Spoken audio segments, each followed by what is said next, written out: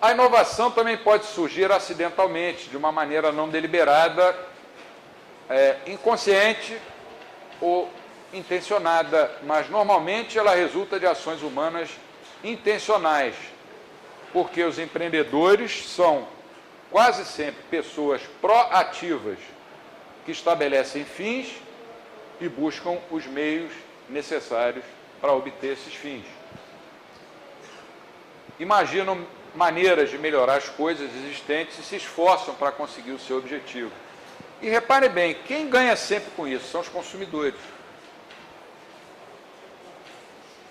Os consumidores vão ter à sua disposição produtos novos, inovações,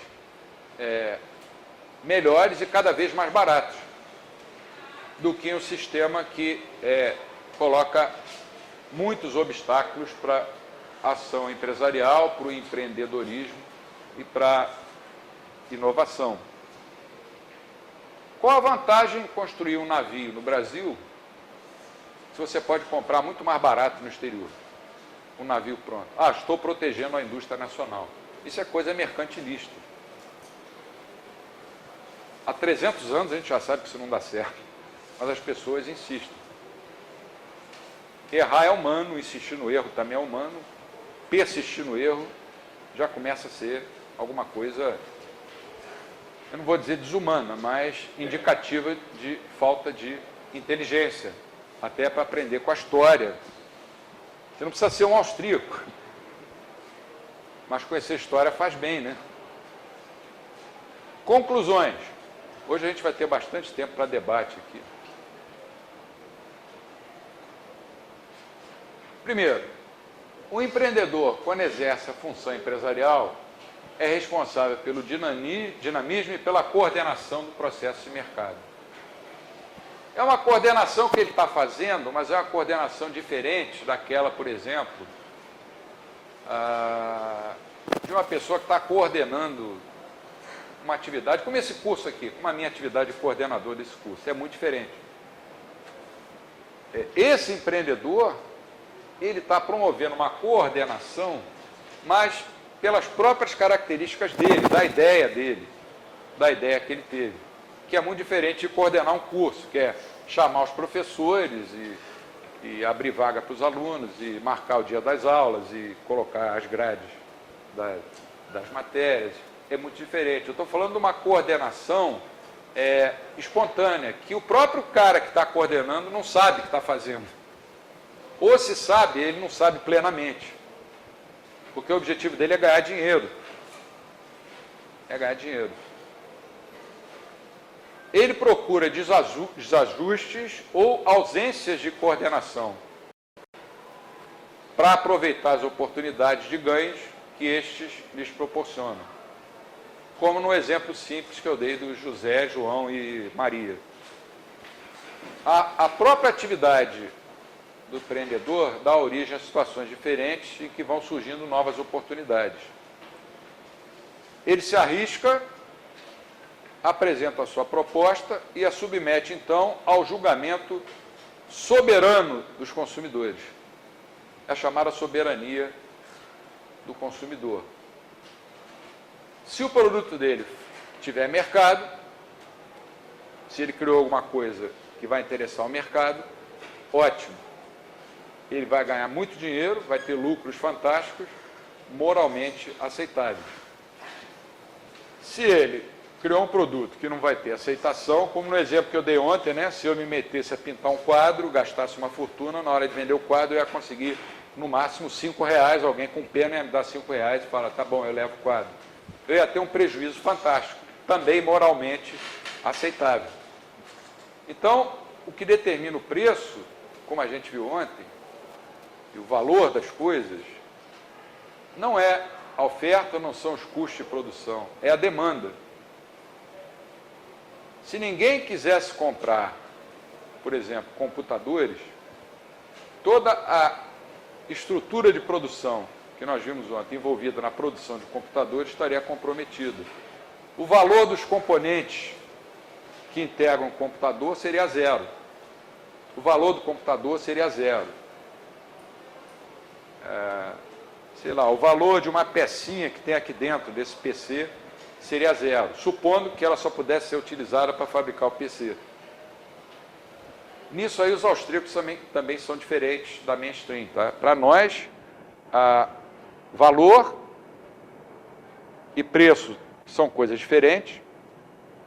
Você paga um preço por essa água mineral e quando você bebe, você está usufruindo um valor. Em muitas coisas, os austríacos são diferentes da mainstream, mesmo dos economistas chamados defensores do livre mercado dentro da mainstream, como o pessoal da Escola de Chicago, que é uma escola respeitável, respeitada, já produziu grandes economistas, acho que deve ser estudada, muito mais do que a escola keynesiana, mas que tem uma visão de equilíbrio, que é incompatível com a escola austríaca.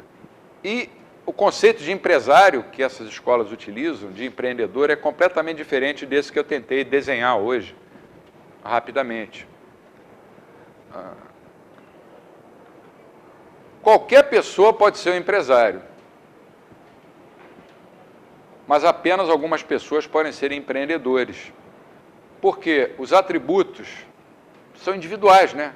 De vontade, perspicácia, inventividade e capacidade decisória sob condições de incerteza e de assumir riscos, são virtudes que a maioria das pessoas, dos seres humanos, não possui. Não é defeito não possuir essas virtudes.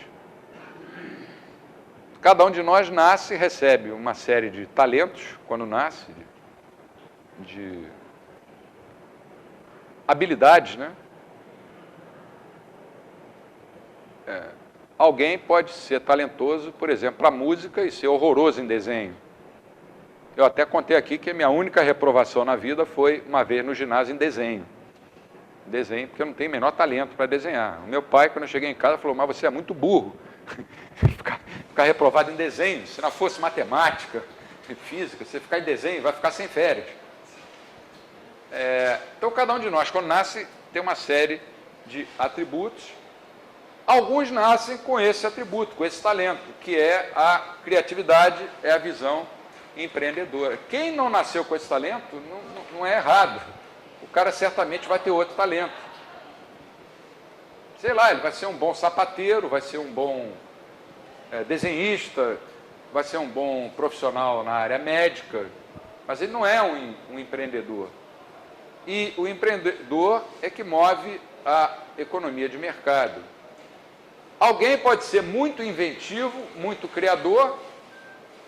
criativo, mas não suporta correr riscos. Esse cara não vai ser um empreendedor. Tem uma potencialidade enorme, mas não quer correr riscos. Ou então, alguém pode ter muita vontade, mas não ter capacidade decisória.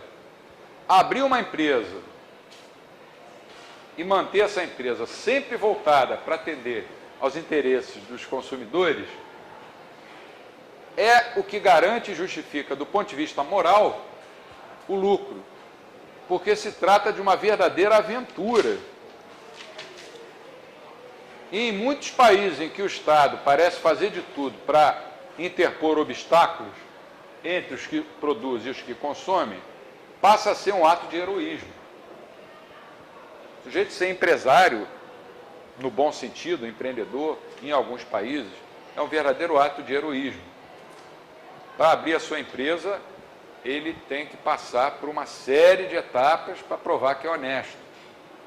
Leva, em média, 150 dias. Na Europa, leva um mês. Nos Estados Unidos, dependendo do estado, é uma semana.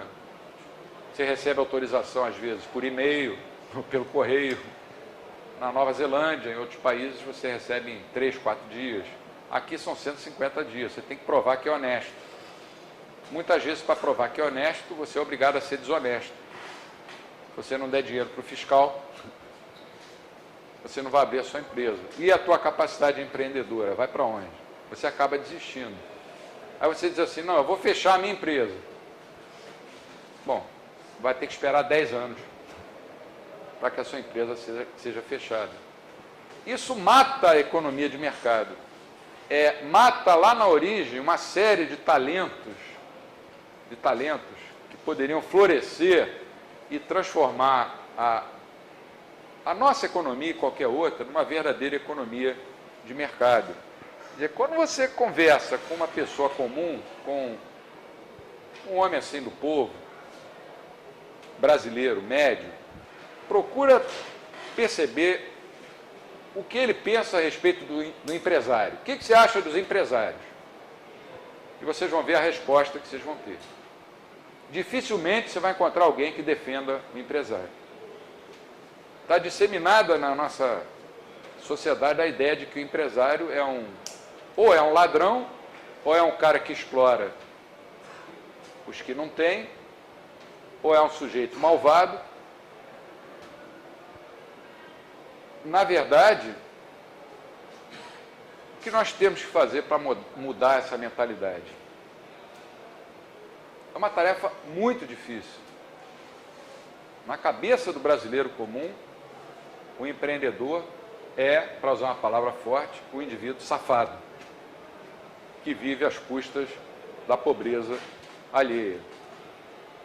Isso acho que leva gerações para se mudar, mas se a gente não fizer nada, vai continuar assim, per omnia secula seculorum, quer dizer, eternamente. Definitivamente, contrariamente ao que a maioria das pessoas pensa, qualquer obstáculo à livre iniciativa e ao empreendedorismo é também um empecilho ao progresso e ao desenvolvimento da economia e da sociedade. E esses obstáculos, na maioria das vezes, são colocados pelo Estado. Estado, lembra, sempre grafado com a letra minúscula. Data venia, a dona gramática.